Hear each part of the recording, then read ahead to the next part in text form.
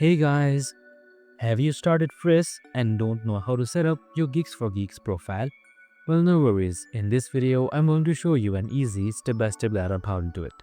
It's super simple, so let's get straight to it. Now, first up, once you have signed up or logged in Friss to your account, you should be provided with this prompt right here. Now, this says, how are you planning to use GFC? So just simply check what is relevant to you. Select next. And right here, simply choose your interest by categories.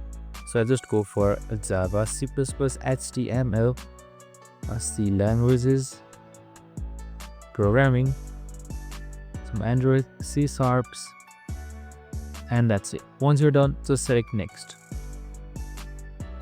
And there you have it. Once you're done, you can just simply select your profile picture just by selecting this plus icon right here, right?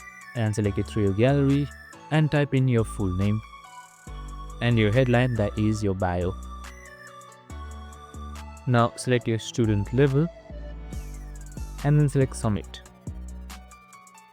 And there you have it. Your profile has been simply updated and you are welcomed to Geeks4Geeks just like that. I hope this video helped. If it did, make sure to like, subscribe and tune in with us for more of these videos. See you in the next one.